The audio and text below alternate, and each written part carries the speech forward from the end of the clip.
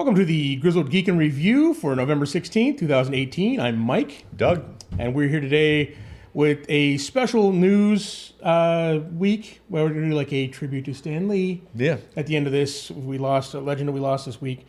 And there's not a whole lot of news, so we're just going to go through what we had pretty quickly here. So there you have them, guys. There's slow news weeks. Not a lot of nerd news. Well, first story up today is going to be new details on the Mandalorian. Now, this is the Jon Favreau directed series, Star Wars series, which we recently got an announcement that there's a second live action Star Wars series. It's going to be based around Rogue One character.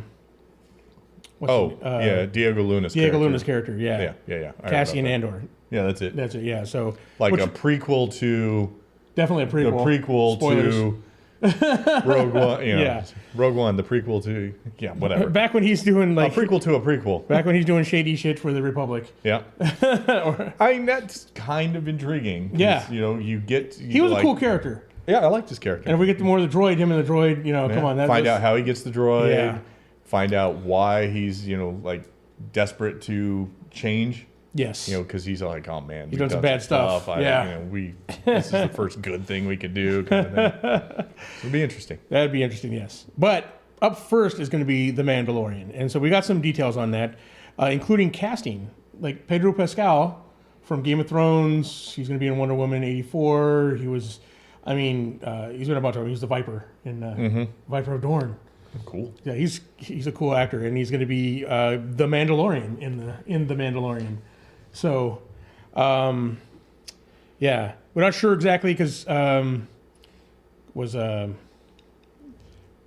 Boba Fett was the actor they got for wasn't Samoan. He was Pacific Islander though. Oh yeah, wasn't he? Kind of that was who that's who Boba Fett's father is. Right. Yeah. Jango Fett. Who all the clones are based on. So I don't know what he was, but yeah. Yeah. So and then we got Pedro Pascal, who's Hispanic actor, but either way, I think so. We don't know if they're gonna kind of spin that to be related. Is he gonna be related to Boba Fett or not? Kind of thing. But he's a great actor. I'm excited for it. He's gonna be the lead. The only other casting we got at this point is Gina Carano, former MMA fighter and actress from Deadpool. So someone like that who's like very physically formable in there. So is she gonna be another Mandalorian? Yeah, exactly. What's she gonna be? Yeah. So details. The great thing about this is there's like zero details out there about this right now. Really, just a few little snippets coming in to make us speculate what's going on. Yeah. We got a little more behind the scenes though. Jon Favreau is the creator. He's the executive producer. He's the head writer. He's writing most of these. He's got a writing team too, but he's the head writer. But he's not going to be the only director. In fact, he's gathered a group of some pretty big name directors here.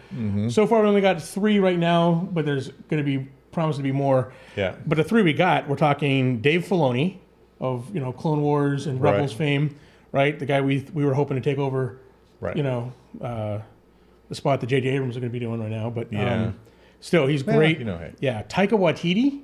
Nice. Who's indie director who's amazing and came to prominence with Thor Ragnarok. Right. And then Bryce Dallas Howard, which is Opie's little girl, who's primarily known as an actress, right? Right. Okay. She was our Gwen Stacy. Opie's.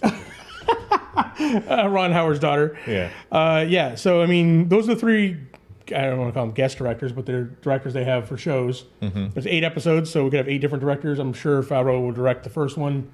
More than likely, maybe the first and last. Who knows? First and last, that'd be good. Yeah. So it gives us room for a couple more, big name directors. It's kind of exciting.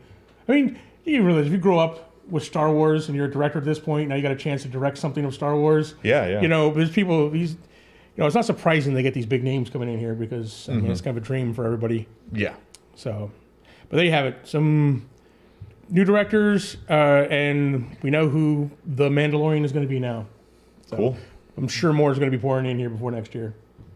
We got till next fall before this series comes out. Oh yeah, gosh. I know. We're like, I want to see this. Man, next summer, fall is going to be huge Star Wars. Outside of movies, because we are going to have the opening of Disneyland, the Disney, or Disney parks. Late summer, early fall for Disneyland, and then late fall for Disney World, getting Galaxy's Edge. But all right. In Mike's continued attempts to make my life miserable, I get the Venom story. Venom passes the Justice League with $111 million opening in China, only behind Avengers Infinity War for openings there. Yeah, that's crazy. Huge. Chinese love Venom, apparently. Yeah. Again, mixed feelings. I'm really glad that the comic book movie is doing well. Kind of, this also solidifies the whole them taking Spider-Man back thing. Probably. So it's like more money it makes, the less likely Spider-Man's going to continue in the MCU. Yeah. All right. But speaking of the MCU, we got a runtime for Avengers Infinity War or Avengers 4. We don't know what the title is. Not 3 hours at this point. Now that could be trimmed down a little bit. Nope. Keep it. But yeah, I'm like, don't bother trimming it down. We'll watch 3 hours. We'll watch 4 hours. Throw it out there for us. But yeah, it's going to be a long one, guys. So they say it's 3 hours as of right now. There may be a little bit of cutting here and there, but that's pretty much primarily where it's going to be around. Yeah. So a 3 hour movie. I hope they stick with that because this is probably for a lot of the characters a send off. Yes. So do it right. Give them the time they need. Yeah. I think Infinity War bought enough goodwill that people are gonna do it. They're gonna go for it. They'll do it. But all right. Grant Morrison signs a new TV deal with Universal Cable Productions, which will start with an Invisibles series. You're a Invisibles fan? No, you weren't a Vertigo guy, were you? No, I don't. Okay. I'm not a Vertigo guy. I loved Grant Morrison's run on JLA. Yeah. But otherwise, I haven't followed a lot of his stuff. Yeah. I mean, I like Grant Morrison, like you said, with JLA. And so I followed a little bit of a few Vertigo, Swamp Thing, Invisibles. There's been a few of the Vertigo titles that I followed back in the day. You're right. I mean, but yeah, I'm totally against the whole comic fatigue thing. I think, the more the merrier at this point still. I've not. Yeah. So. Right. And they're doing a pretty good job. I mean, so far I'm starting to get turned around on the Titans. I haven't watched it. Okay. So we'll see how it goes. All right, we got some trailers this week. We got to see Toy Story 4, which again mixed feelings on. Is the way that trilogy ended really well. I'm not sure I want to go back after them sticking the landing like that. Every time you go back to something like that was that great. A series, you always run the risk of screwing it up or, not ending on the highest note you could. But it's Toy Story, so I'm going to see it. So Dumbo, which wasn't the first trailer, we got a teaser trailer before, but now we got a full trailer for Dumbo. Right. If you want, if you're, want to have a cry or, feeling too good about yourself, check out the Dumbo trailer.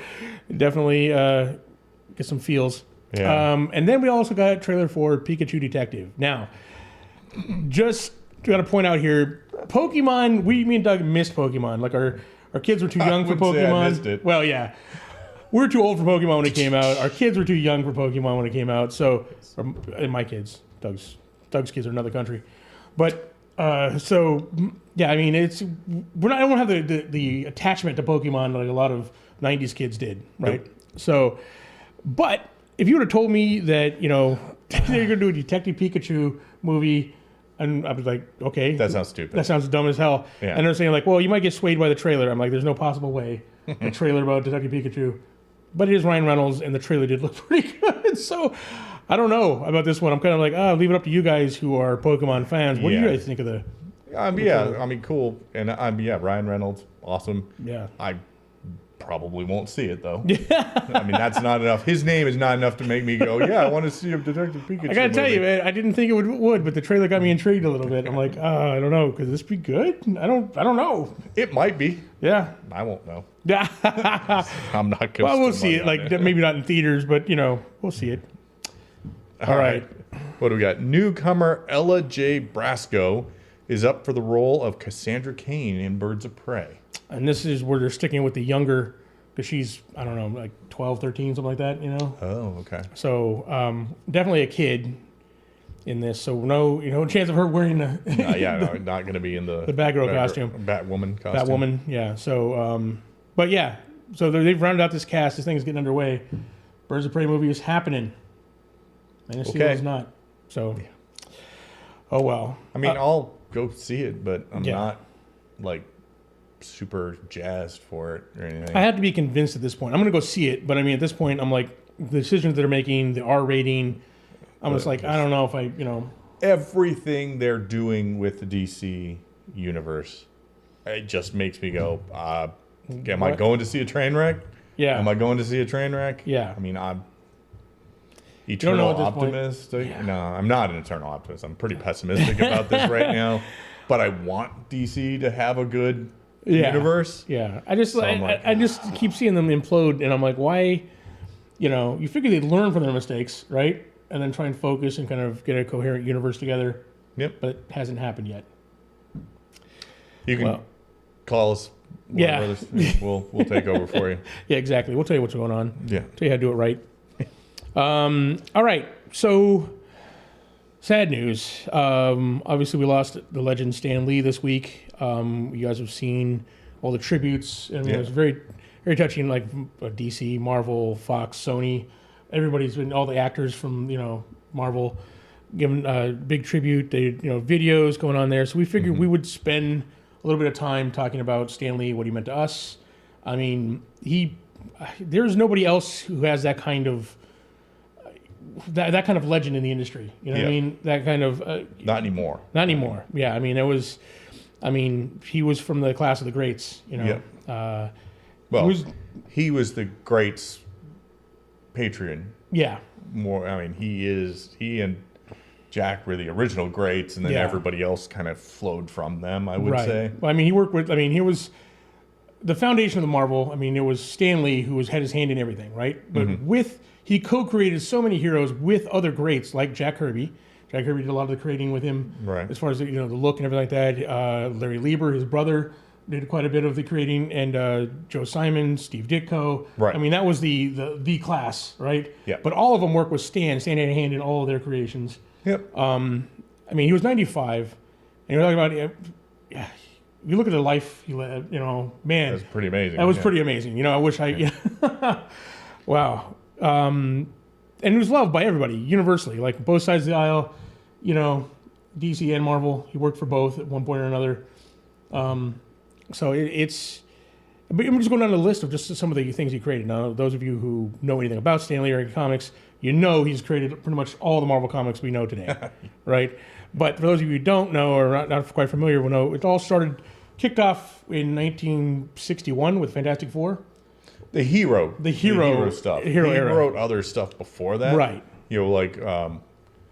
Before that, the big thing was westerns and monsters. He worked with Marvel back when it was timely, right? Yeah. So and pretty much war comics, that kind of stuff. They thought superhero genre was pretty much dead, and there wasn't anything to do with it. So they pretty much gave him his run to do whatever he wanted. Right. He's figuring like, well, I'm not going to be working here much longer anyway. I might as well just write the stories I want to write. Yep. And we got stuff like the Fantastic Four in 1961, followed up by Thor in 62. 62 was a big year. It's Thor, Incredible Hulk, Spider-Man. They all came out in 62. Yep. Then 63, we got Iron Man, X-Men, Doctor Strange. In 64, we got Black Widow, Daredevil, Black Panther. Him and Jack Kirby created Black Panther together. A very important character, now. I mean, he created, even beyond that, Nick Fury, Inhuman, Scarlet Witch, Hawkeye, Ant-Man. I mean, pretty much all the major Marvel characters he had a hand in creating. I mean, that's his legacy that will live on through not only comics now, but film. Yep. It's amazing. And he's been, all the films. Oh, he always has a cameo in all the Marvel films, right? Right. Even when they're done by other studios. I mean, he's been in, he's cameoed in everything. It's like, Kevin Smith put him in Mallrats. And he had a great role in Mallrats if you haven't seen that movie. Yeah. But yeah, there's no one else who has that kind of impact in the industry, and then still going, even at 95, he was, in his 90s, he was out there going to conventions, shaking hands, signing autographs. Right. Yeah. I mean, well, yeah, and he did, he did cameos, and he was in Ant-Man. Yeah. Or Ant-Man and the Wasp, I should say. Yeah. So all the way to the end, he's even has a cameo coming up in the next Avengers movie, which was filmed already. Oh, okay. So we're going to see Stan one more time in Avengers 4.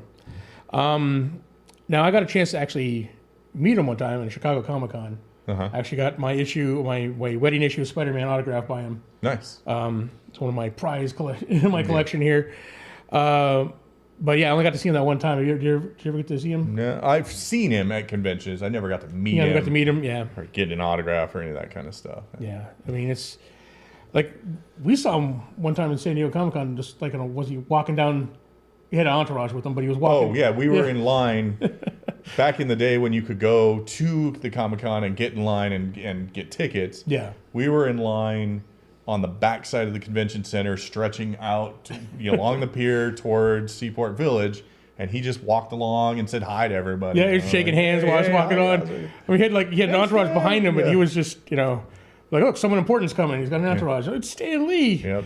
Yeah, just I miss those days of Comic-Con when you could just. Those guys would just walk around. You could walk up and talk to Mark Hamill or like whatever. But yeah, Stan was there, and I think as it went on, they were much more controlled circumstances. But then you just see him walking along the boardwalk, or whatever. Yeah, just waving. It was amazing, and he had that kind of he was that important of a character that you're like, oh man, it's Stan Lee. I can't imagine someone like want to see see War. It's like, oh, it's Stan Lee. I used to read. Did you ever read Stan Soapbox in the back? Oh yeah. That's in the comics. I think people who are probably millennial age or younger, their exposure to Stan is the movies. Yeah. For us, it was the back of comic books on the end. There was a letters page where he would do. He would answer fan mail. Yeah. And he actually, they had a fan club. He would send out recordings. There's a really good book out, and I cannot for the life of me remember the name, but it's basically a Stan Lee autobiography. It's really kind of short, and there's a audio version of it that he reads. So you get him talking. Oh wow, that's awesome. Narrating. It was very cool, and he talks about coming up with the fan club, and they would record essentially records, and send them out to the fans. Send out records. We remember the Hey True Believer, the Merry Marvel Marching Society. No, it was the Triple M. No. Yeah, it was the fan clubs back in the day when you used to mail away. You used to cut up your comics and mail away for stuff on the back of them. Right. Yeah. I remember reading the Stan Soapbox is where I first learned about the Incredible Hulk TV movie with Thor. Oh, right. Okay. Like, because back then they didn't advertise like that. There was no internet. There was no, other than like a Starlog magazine or something like that, or right. Or I don't even think there was Wizard World back then. Nope. No. So, I mean, that's pretty much we got our news in the back of comics. So we got he was like saying, hey, you want to see True Believers? You want to see, the Incredible Hulk fight Thor live action TV? And like, holy! And I didn't even know it was like a resurrection of the old Bill Bixby Incredible Hulk series, which was great. But I didn't even know that. All that was mentioned is like a picture of comic book Thor and Hulk fighting. And you want to see this? Well, tune in this time. And I'm like, holy. So I marked my calendar and made sure I had a VHS tape ready to record it. And I got to see the Hulk versus Thor. I mean, he's been a part of my life, my comic life, ever since I started in comics. Yep. Right? So, he will be missed. He had a great, amazing life, made it in 95. I'm really happy for that he got to have that, and I don't know, just more than anything else, we've lost a lot of people recently, a lot of celebrities, stuff like that, but this was someone who had a very important part, at least for my life in comics. And he's gonna be immortal now at this point with all the creation that he's put out there. Right. There will be Marvel comics or Marvel heroes and movies and that from here on. Right. In some iteration or another. Yeah. So you really, it's always sad when somebody or associate with passes away, but there's definitely a lot to celebrate about this guy's life. Yes. He's just done and seen so much, and it's kind of like, wow. I can't imagine. Yeah. This kind of body of work from anybody else. These kind of creations, you look at these and you're like, wow, that's just, if you're a comic book fan, these characters have always been important to you. And now, thanks to Marvel Studios, the whole world knows who these characters are. Yep. And have an attachment to them. So, everyone around the world has heard of him. Yes. He might not be as big as some other names, but everybody knows who he is. Yeah, Stan Lee. He was a great, he was a great man, and we're gonna miss him. So, we just want to take this time to kind of celebrate Stan Lee. Yeah. And our memories of him. So, thanks for joining us on that. Thanks for tuning in for the news. We'll be back again next week with some more nerd news. Please like, subscribe, comment down below. Tell us what you thought of any of the stories we came up with today, or any memories you have of Stan Lee. Let us know down below. We love reading those. If you want to support the channel and the things we do here, Doug, how can they do that? You'll find 3 links in the description down below. One for our Teespring store, where you can get cool shirts like this one that they can't see. Yeah. There we go. Our Amazon affiliate link, and a link to our Patreon site where you can support us as we make cool content like this. Yeah. Thanks, guys, and we'll see you again next week. Bye. Bye.